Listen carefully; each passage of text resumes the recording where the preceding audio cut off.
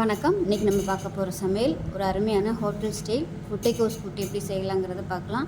நல்ல டேஸ்ட்டாக இருக்கும். ரசம் சாதத்துக்குலாம் தொட்டு சாப்பிட்றதுக்கு அருமையாக இருக்கும். வாங்க இது எப்படி செய்யலாங்கிறத பார்க்கலாம். இப்போ ஒரு குக்கர் எடுத்துக்கலாம். இதில் பார்த்தீங்கன்னா முட்டைக்கோஸ் நல்லா பொடியாக கட் பண்ணிவிட்டு சேர்த்துருக்கேன். இது கூடவே ஒரு கை அளவுக்கு கடலைப்பருப்பு, அதே மாதிரி ஒரு கை அளவுக்கு பாசிப்பருப்பு, இது எல்லாமே நல்லா கழுவிட்டு ஊற வச்சு வச்சுருக்கேன். இப்போ அதை சேர்த்துக்கலாம்.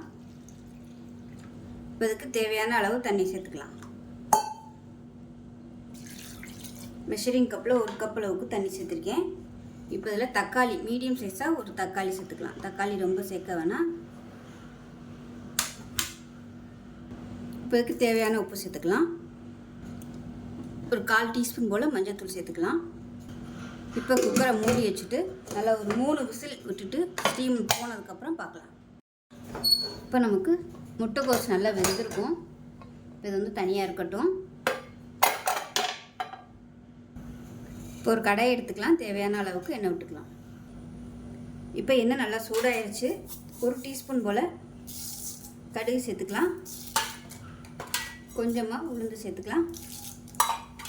அதே போல் 1 டீஸ்பூன் போல் சீரகம் சேர்த்துக்கலாம். 3 வரமிளகாய் விதையை எடுத்துகிட்டு சேர்த்துக்கலாம்.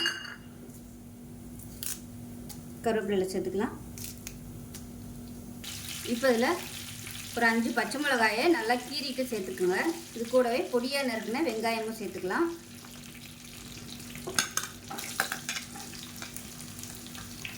இது கூடவே ஒரு 5 பல் பூண்டு சேர்த்துக்கலாம். சேர்த்துட்டு இது எல்லாத்தையும் நல்லா வதக்கி விட்டுக்கலாம். இப்போ இது நல்லா வதங்கட்டும். இதுக்குள்ளே பார்த்தீங்கன்னா நல்லா ஒரு 1/4 முடி துருவன தேங்காய், 3 சின்ன வெங்காயம், 2 பச்சை மிளகாய், 1 டீஸ்பூன் போல் சீரகம் இதெல்லாம் சேர்த்துருக்கேன். இதை நல்லா தண்ணி ஊற்றி நல்லா அரைச்சிக்கலாம். இப்போ பாருங்கள், வெங்காயம் நல்லா வதங்கிடுச்சு. இந்த ஸ்டேஜில் நம்ம வேக வச்சு வச்சுருக்க இந்த முட்டைக்கோசு, பாசிப்பருப்பு, கடலைப்பருப்பு இது எல்லாத்தையும் சேர்த்துக்கலாம். சேர்த்துட்டு நல்லா கலந்து விட்டுக்கலாம்.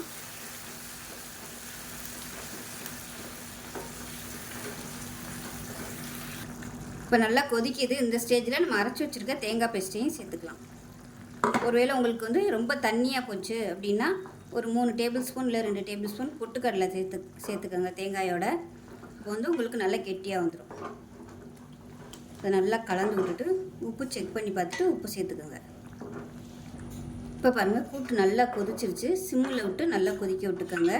இப்போ பாருங்கள், லாஸ்ட்டாக கொத்தமல்லியில் சேர்த்துட்டு அமர்த்திடலாம். சூப்பராக இருக்கும். சாதத்தில் போட்டு பரட்டி சாப்பிட்றதுக்கு அருமையாக இருக்கும். ரசம் சாதத்துக்கெலாம் தொட்டு சாப்பிட்டோம்னா அருமையாக இருக்கும். ஸோ இதே மாதிரியே செஞ்சு பாருங்கள். செஞ்சு பார்த்துட்டு எப்படி வந்துச்சுங்கிறத சொல்லுங்கள். வீடியோ பிடிச்சிச்சின்னா லைக் பண்ணுங்கள், கமெண்ட் பண்ணுங்கள், சேனலை சப்ஸ்கிரைப் பண்ணுங்கள், பக்கத்தில் உள்ள பெல் பட்டனையும் ப்ரெஸ் பண்ணுங்கள். நன்றி.